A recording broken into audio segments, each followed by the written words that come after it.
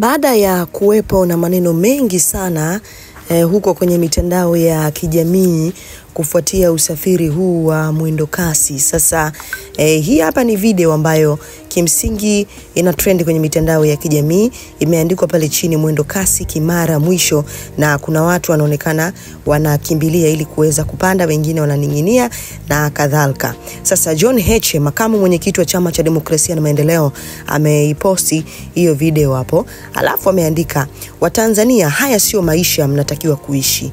Mnapaswa kuishi maisha ya heshima, utu na staha. Mnastahili kula na kulala vizuri kwa sababu nchi yetu ni tajiri. Mali ya nchi hii inatutosha sote kukaa vizuri kwa heshima. Mateso na maisha haya yasiyo na heshima ni ya kutengeneza huo mji wa Dar ukipangwa na usafiri wa umma ukaimarishwa. Hakuna mtu ataamka saa 10 alfajiri kwa hiyo ofisini posta. Hakuna mtu atafukuzana na kujazana kwenye mwendo kasi bila heshima. Uamuzi ni wetu kukomesha mambo haya ya watu wachache kufaidika na mali zetu, huku wengi tunateseka.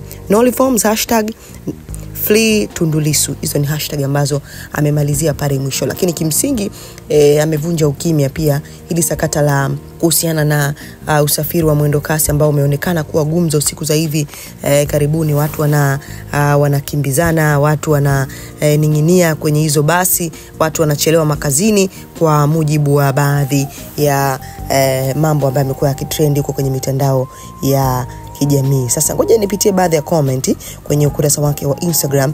Naona kuna moja kati ya mdau amemwandikia, "Kwani usafiri ni mwendo kasi tu sio Heche? Unafikiri kwa kutumia nini?" Huyu anauliza, "Kwani usafiri ni mwendo kasi tu?" Mtu mwingine ameandika, "Mwanzo nilihisi watu wameanza kuandamana, kumbe mwendo kasi." Mtu mwingine ameandika, "Halafu hapo juu kuna bango la kazi na utu." Mtu mwingine ameandika, "Wewe ndio makamu wangu." Okay, sawa.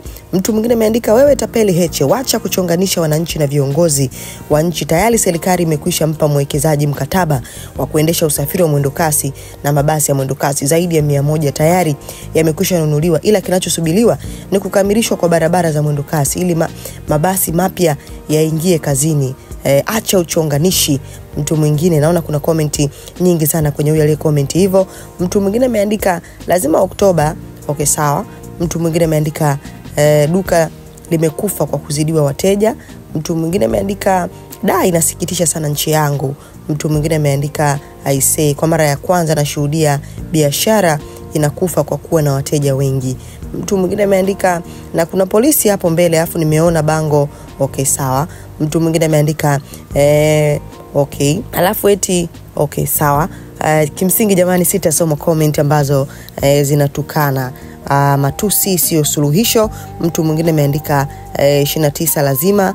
Mtu mwingine ameandika hiyo ndio Tanzania.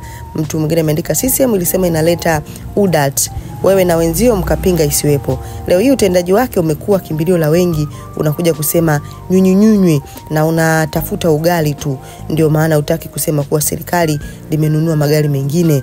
Kazi yenu ni kutafuta kasoro ya serikali, na sisi tunawashukuru kwa kuwa hamasa wetu. Lakini hakuna hoja ya msingi mlionayo hadi hapo zaidi ya siasa za drama." Okay, mtu mwingine ameandika, "I say, nikajua maandamano." Mtu mwingine ameandika, "Biashara inakufa." Okay, hadi huruma. Hizo ndizo baadhi ya comment kufuatia ujumbe wa John Heche kufuatia usafiri wa mwendo kasi. Nini maoni yako? Hii ni VOT Media, tumechangamka.